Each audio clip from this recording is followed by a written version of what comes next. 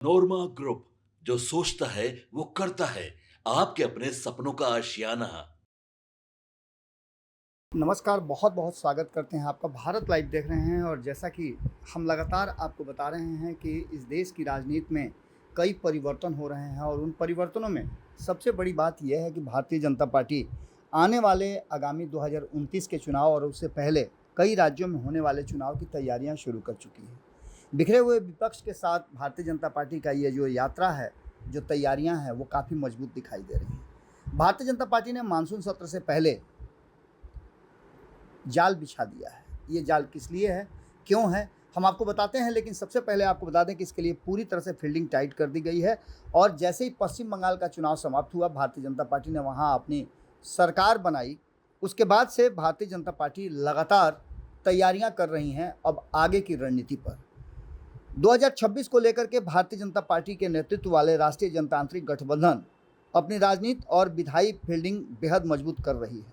इसमें भारतीय जनता पार्टी चाहती है कि उसके साथी दल भी पूरी तरह से मजबूती के साथ साथ दें, क्योंकि आपने देखा भी होगा कि पश्चिम बंगाल में जो टीएमसी में बड़ी टूट हुई है, उस टूट के बाद एक अलग पार्टी के साथ ममता बनर्जी के 20 विधायक जुड़ गए हैं।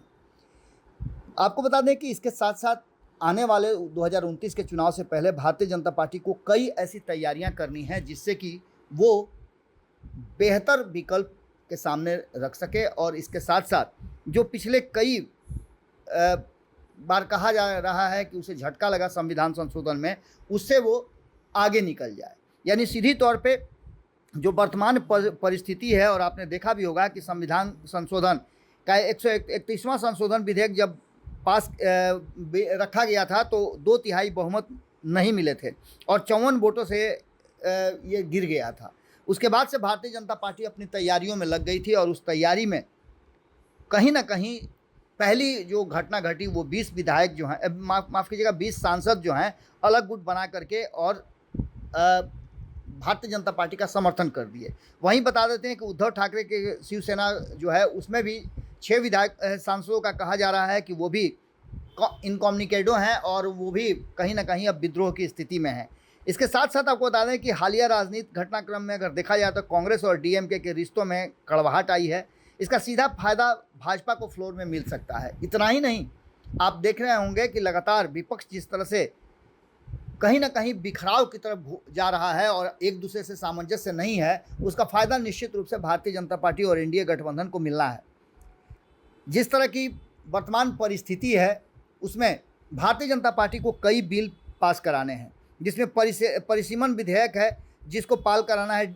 डिलिमिटेशन बिल 2011 की जनगणना के आधार पर लोकसभा और विधानसभा क्षेत्र की सीमाओं का पुनर्निर्धारण करने का प्रस्ताव रखा गया था।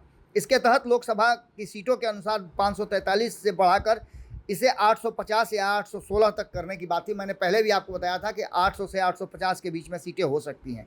ये बिल अभी भी लटका हुआ है और इस बिल को पास कराने के लिए 2/3 बहुमत की ज़रूरत पड़ेगी।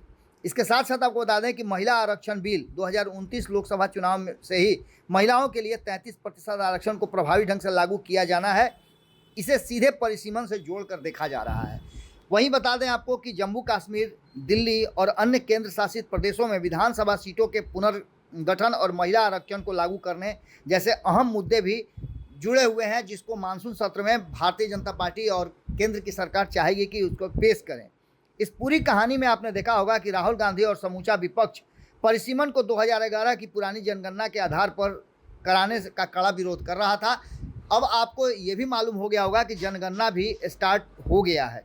विपक्ष का आरोप है कि बिना जातीय आंकड़ों के SC, ST और OBC का सही प्रतिनिधित्व तय नहीं हो पाएगा।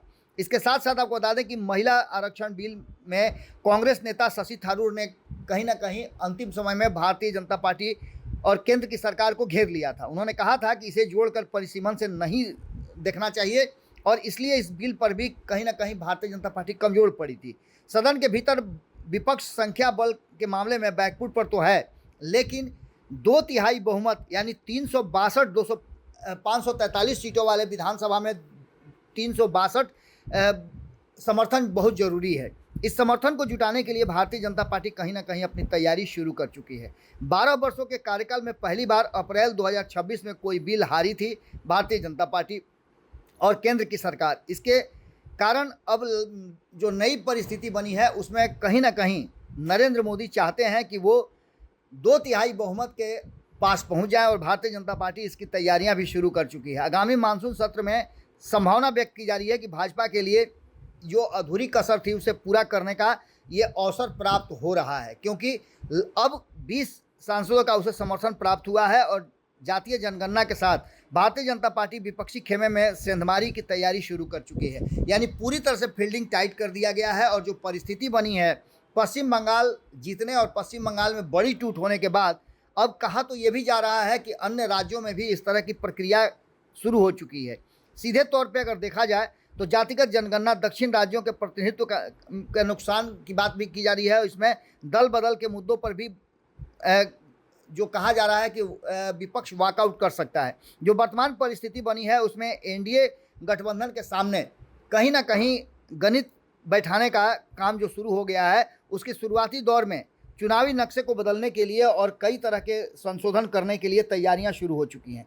इन तैयारियों में भारतीय जनता पार्टी ने अपने आप को पूरी तरह से प्लानिंग वे में काम करना शुरू कर दिया है, जिसमें एनडीए गठबंधन के सहयोगी दल लगभग 25 के आसपास, 2 दर्जन के आसपास जो राजनीतिक दल हैं वो तो काम कर ही रहे हैं, लेकिन इसके साथ साथ अन्य दल भी इसमें जुड़े हुए हैं।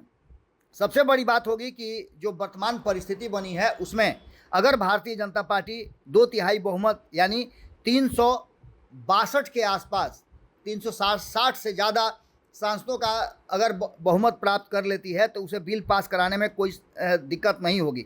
लेकिन इसके साथ साथ आपको बता दें कि जो दक्षिण के राज्य हैं वो उनका कहना यह है कि उनका भारी नुकसान होगा। इसके कारण तमिलनाडु, केरल, आंध्र प्रदेश, तेलंगाना और कर्नाटक जो है वो इसका विरोध कर रहा है, परिसीमन का भी, और जनसंख्या आधारित परिसीमन के कारण इन राज्यों की हिस्सेदारी में कमी आ रही है। जैसा कि हमने आपको पहले भी बताया था और फिर से हम इस पर आपको एक विस्तृत रिपोर्ट पेश करेंगे कि किस राज्य में कितनी सीटें बढ़ने की संभावनाएं हैं। उत्तर प्रदेश, बिहार, मध्य प्रदेश और राजस्थान जैसे राज्यों में जनसंख्या तेज़ी से बढ़ेगी।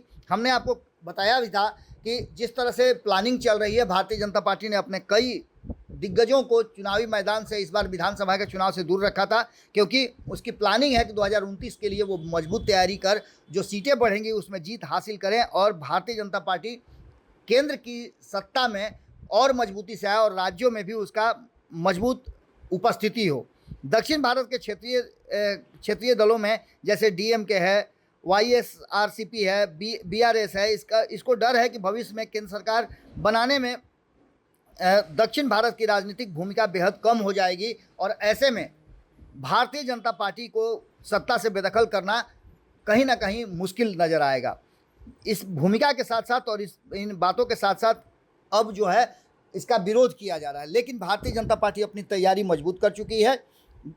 जातीय जनगणना और जनगणना का काम चालू है और ऐसे में मानसून सत्र में अगर ये बिल लाया जाए और भारतीय जनता पार्टी अपने 362 सांसदों के जो बहुमत हैं उसे जुटाने में सफल हो जाए तो कोई अतिशयोक्ति नहीं होगी। अब देखना होगा कि विपक्ष इसका कैसे विरोध करता है और किस तरह से नीतीश कुमार और अन्य लोग इस पर भारतीय जनता पार्टी के फैसले पर सहमति देते हैं या फिर उसके विरोध में खड़े होते हैं। देखना दिलचस्प ये होगा कि कल नीतीश कुमार की भी राष्ट्रीय कार्यकारिणी और राष्ट्रीय परिषद की बैठक है, उस बैठक में क्या फैसला लेकर के आते हैं। हालांकि एनडीए गठबंधन से जुड़े हुए जितने भी दल हैं उनके पास कोई विकल्प नहीं है भारतीय जनता पार्टी का विद्रोह करने का, लेकिन चूंकि ये संवैधानिक प्रक्रिया है और जब इसमें वोटिंग का समय आता है तो व्हिप भी जारी होता है, लेकिन कई ऐसे मुद्दे हैं जहां व्हिप जारी नहीं होता है। ऐसी स्थिति में देखना होगा कि क्या Bharatiya Janata party bill pass कराने में सफल होती है और अपने साथियों को एकजुट रखने के साथ साथ विपक्ष में भी सेंधमारी कर सकती है। भाजपा ने मानसून सत्र से पहले जाल तो बिछा दिया है, फील्डिंग भी बहुत टाइट कर दी है जो नज़र भी आ रहा है, लेकिन फाइनल पर्ची किस किस का निकलेगा, कौन कौन बिखरेगा और कौन जुटेगा, ये देखना बड़ा दिलचस्प होगा। जुड़े रहिएगा भारत लाइव के साथ, खबरों का सिलसिला लगातार जारी है। अगर आपके मन में कोई सवाल है या कुछ कहना चाहते हैं तो कमेंट बॉक्स में अपनी राय जरूर दीजिएगा। नमस्कार। आपके सपनों को हमने सजाया है, ई होम्स पैनोरामा को हमने बनाया है। ई होम्स मेरा एक सपना था जिस पे मैं पिछले 4 साल से काम कर रहा था। हमने जो बनाया है वो सबने है माना।